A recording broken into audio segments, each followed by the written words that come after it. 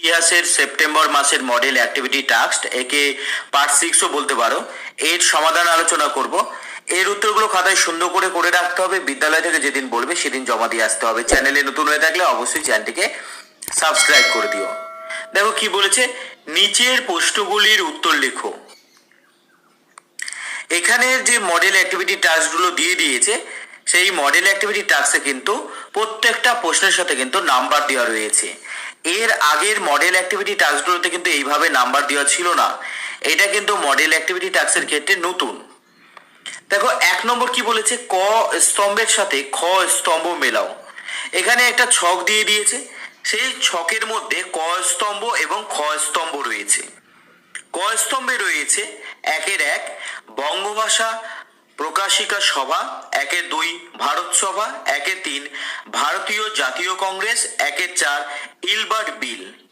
এখানে খ স্তম্ভে আছে ক 1883 খ্রিস্টাব্দ, খ 1836 খ্রিস্টাব্দ, গ 1885 খ্রিস্টাব্দ, ঘ 1800। তো এখানে খ স্তম্ভের সাথে কিন্তু ক স্তম্ভের মিল নেই, তোমাদেরকে এটা মিল করে লিখতে হবে। তো তার জন্য তোমরা প্রথমে ছক করে নিবে। ছক করার পর ক স্তম্ভ যেমন আছে সেইভাবে লিখে নিবে। খ স্তম্ভ এলোমেলো রয়েছে, সেটাকে তোমরা সাজিয়ে লিখবে। আমি এখানে যেভাবে করেছি তোমরাও কিন্তু সেইভাবে করে নিবে। তাহলে প্রথমে একটা ছক করে নিবে। ছকে ক স্তম্ভ যেমন আছে সেইভাবে পরপর লিখে নিবে। খ স্তম্ভ এবার সাজিয়ে নিবে। প্রথমে লিখবে খ দিয়ে 1836 খ্রিস্টাব্দ, পরের ঘরে লিখবে ঘ দিয়ে 1876 খ্রিস্টাব্দ, তারপরের ঘরে গ দিয়ে 1885 খ্রিস্টাব্দ, আর সব থেকে নিচের ঘরে ক দিয়ে 1883 খ্রিস্টাব্দ। তোমরা এইভাবে কিন্তু ক স্তম্ভের সাথে খ স্তম্ভ মেলাবে। এবারে দেখো 2 নম্বর। 2 নম্বর কি বলেছে, সত্য বা মিথ্যা নির্ণয় করো। 2-1 1857 বিদ্রোহকে জাতীয়বাদীরা ভারতের স্বাধীনতা যুদ্ধ বলে ব্যাখ্যা করেন। এটা কিন্তু সত্য হবে। এবার দেখো 2-2 নম্বর। ঔপনিবেশিক ভারতে লর্ড ক্যানিং প্রথম ভাইসরয় নিযুক্ত হন। এটা কিন্তু সত্য। 2-3 নম্বর। বর্তমান ভারত গ্রন্থে স্বামী বিবেকানন্দ শূদ্র জাগরণের কথা বলেছেন। এরও কিন্তু উত্তর হবে সত্য।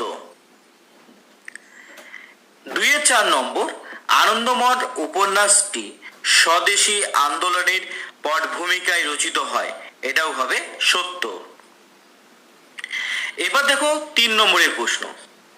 3 নম্বরে কি বলেছে, 2টি বা 3টি বাক্যে উত্তর দাও। 3-1 গোরা উপন্যাসের মধ্য দিয়ে কোন দণ্ডের প্রতিফলন লক্ষ্য করা যায়। উত্তর এইভাবে লিখে নেবে তোমরা।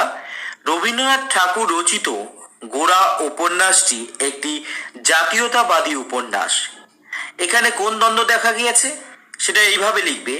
রবীন্দ্রনাথ ঠাকুর তার এই উপন্যাসে সমকালীন সমাজ জীবনের প্রতিচ্ছবি এঁকেছেন।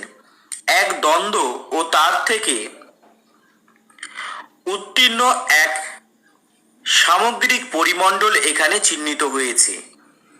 এই উপন্যাসে ব্যক্তির সাথে সমাজের সঙ্গে ধর্মের সঙ্গে মানবসত্বের বিদ্বেষ ও দ্বন্দ্ব স্পষ্ট হয়ে উঠেছে।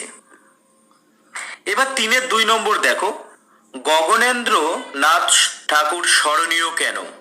তো এর উত্তর হবে, গগনেন্দ্র নাথ ঠাকুর জোড়াসাঁকোর ঠাকুর পরিবারের একজন সদস্য। তিনি বঙ্গীয় ঘরানার একজন চিত্রকর ও ব্যঙ্গ চিত্রশিল্পী হিসাবে বিখ্যাত হয়ে আছেন। তার অবদান, আধুনিক ব্যঙ্গচিত্রের জনক ছিলেন গগনেন্দ্রনাথ ঠাকুর। তিনি বিরূপ বজ্র, অদ্ভুত লোক, নবহল্লোর প্রভৃতি উল্লেখযোগ্য ব্যঙ্গচিত্র অঙ্কন করেন। এই চিত্রগুলির মাধ্যমে তিনি ঔপনিবেশিক শাসনের বিভিন্ন দিক, ভারতীয় সমাজের জাতপাত ও বর্ণ বৈষম্য ব্যবস্থার তীব্র সমালোচনা করেছিলেন। এবারে দেখো 4 নম্বর কি বলেছে? 7 বা 8টি বাক্যে উত্তর দাও। ভারত মাতা চিত্রটি কিভাবে ভারতের জাতীয়তাবাদী আন্দোলনের প্রতীকে পরিণত হয়েছিল? এটা কিন্তু 7-8টি বাক্যে কিন্তু দেওয়া সম্ভব নয়, এটাকে একটু বড় করে লিখেছি এবং এর জন্য তোমাদের 4 নম্বর রয়েছে, তাই জন্য এটাকে কিন্তু একটু বড় করেই তোমাদের লিখতে হবে। ভূমিকা এইভাবে লিখবে, ব্রিটিশ শাসিত পরাধীন ভারতবর্ষে চিত্রশিল্পীগণ চিত্রের মাধ্যমে ভারতীয় জাতীয়তাবোধ ফুটিয়ে তুলেছিলেন। ভারতীয় জাতীয়তাবোধ সৃষ্টিকারী চিত্রগুলির মধ্যে অন্যতম প্রধান ছিল অবনীন্দ্রনাথ ঠাকুরের অঙ্কিত ভারত মাতা চিত্রটি। জাতীয়তাবাদী ভাবধারায় উদ্ধত অবনীন্দ্রনাথ ঠাকুর ভারত মাতা চিত্রের মাধ্যমে 20 শতকের জাতীয়তাবাদী চেতনার প্রসার ঘটান।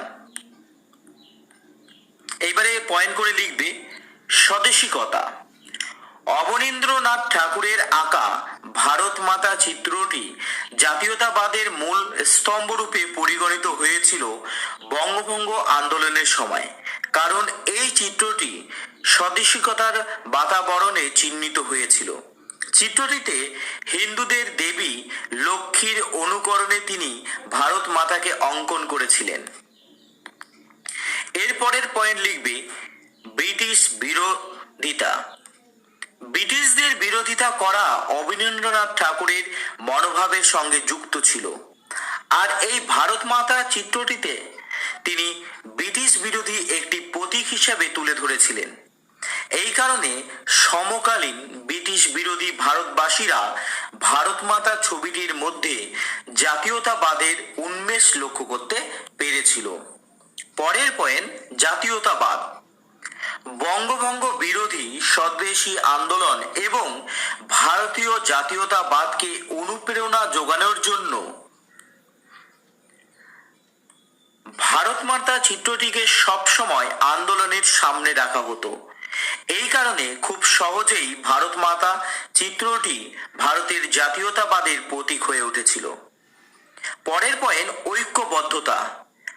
অবনীন্দ্রনাথ ঠাকুরের ভারত মাতা চিত্রটির মধ্যে ছিল সমগ্র ভারতের বৈশিষ্ট্য, যেমন চিত্রটিতে ভারত মাতার 4 হাতে রয়েছে বেদ, ধানের শীষ, জপের মালা ও শ্বেত বস্ত্র পরিধান।